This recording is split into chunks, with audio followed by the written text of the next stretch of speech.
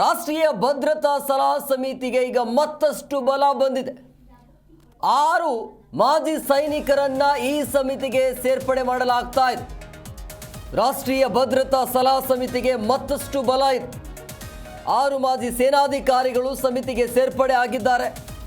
ರಾ ಮಾಜಿ ಮುಖ್ಯಸ್ಥ ಅಲೋಕ್ ಕುಮಾರ್ ನೇತೃತ್ವದಲ್ಲಿ ಈ ಸಮಿತಿ ಇದೆ.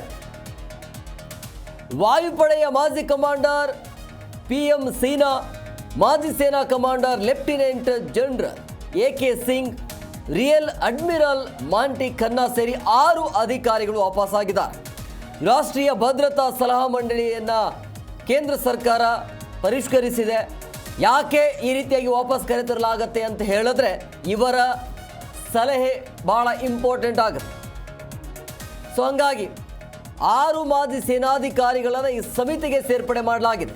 ಅವರ ಸಲಹೆ ಸೂಚನೆಗಳು ಭಾಳ ಇಂಪಾರ್ಟೆಂಟ್ ಆಗಿರುವಂಥ ಹಿನ್ನೆಲೆಯಲ್ಲಿ 6 ಜನ ಮಾಜಿ ಸೇನಾಧಿಕಾರಿಗಳನ್ನು ವಾಪಸ್ ಕರೆತಂದು ಯಾವ ರೀತಿಯಾಗಿ ಅವರನ್ನು ಮಟ್ಟ ಹಾಕಬೇಕು ಉಗ್ರರನ್ನ ಅಂತೇಳಿ.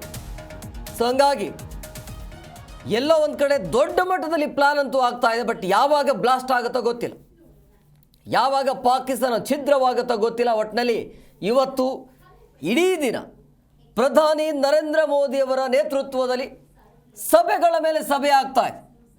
ಪ್ರಮುಖವಾಗಿ 4 ಮೀಟಿಂಗ್, ಮಹತ್ವದ ಮೀಟಿಂಗ್ ಮಾಡಲಾಗ್ತಾ ಇದೆ. ಅಲ್ಲಿ ಎಲ್ಲ ರೀತಿಯಾದ ಸೂಚನೆಯನ್ನು ಪಡೆಯಲಾಗಿದೆ. ಮುಂದಿನ ತಯಾರಿ ಹೇಗಿರಬೇಕು, ಅದರ ಜೊತೆಗೆ ಭಾರತೀಯರು ಕೂಡ ಸೇಫ್ ಆಗಿ ಇರಬೇಕಾಗತ್ತೆ.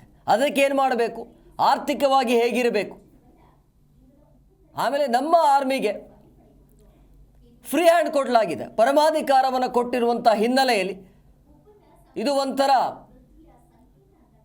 ನಮ್ಮ ಆರ್ಮಿಗೆ ಅಂದರೆ ಭಾರತೀಯ ಆರ್ಮಿಗೆ ಬಲ ಬಂದಂಗೆ. ಅದರ ಜೊತೆಗೆ 6 ಜನ ಮಾಜಿ ಸೇನಾಧಿಕಾರಿಗಳು ಸಮಿತಿಗೆ ಸೇರ್ಪಡೆ ಮಾಡಿರುವಂಥ ಹಿನ್ನೆಲೆಯಲ್ಲಿ ಇವರ ಸಲಹೆ ಭಾಳ ಇಂಪಾರ್ಟೆಂಟ್ ಆಗುತ್ತೆ. ಏನೇನು ಮಾಡಬೇಕಾಗಂದ್ರೆ ಈ ಕೆಲಸ ಮಾಡಿ ಹೋಗಿರೋದ್ರಿಂದಾಗಿ ಅವರಿಗೆ ಗೊತ್ತಿರುತ್ತೆ ಉಗ್ರರನ್ನ ಯಾವ ರೀತಿಯಾಗಿ ಸದೆಬಡಿಬೇಕು ಅಂತೇಳಿ. ಸೊ ಹಂಗಾಗಿ 6 ಜನರನ್ನು ವಾಪಸ್ ಕರೆತರಲಾಗಿದೆ. ಕಾದು ನೋಡಬೇಕಾಗತ್ತೆ ಯಾವ ರೀತಿಯಾಗಿ ಪ್ರತಿಕಾರ ಇರುತ್ತೆ ಅಂಥೇಳಿ. ಈ ಹಿಂದೆಯೂ ಕೂಡ ಸರ್ಜಿಕಲ್ ಸ್ಟ್ರೈಕ್ ಆಗುವಾಗ ಮೋದಿಯವರು ಕೂಡ ಈ ರೀತಿಯ ಸಭೆಗಳನ್ನು ಮಾಡ್ತಾರೆ. ಆದ ನಂತರ ಅಲ್ಲಿ ಪ್ರತ್ಯುತ್ತರ ಸಿಗುತ್ತೆ, ಸರ್ಜಿಕಲ್ ಸ್ಟ್ರೈಕ್. ಬಟ್ ಈಗೇನು ಮಾಡ್ತಾರೆ ಅನ್ನುವಂಥ ಕುತೂಹಲ ಇದೆ. ಯಾವುದೇ ಕಾರಣಕ್ಕೂ ಮತ್ತೆ ಬಾಲ ಬಿಚ್ಚಬಾರ್ದು ಈ ಪಾಕಿಸ್ತಾನಿ ಉಗ್ರರು.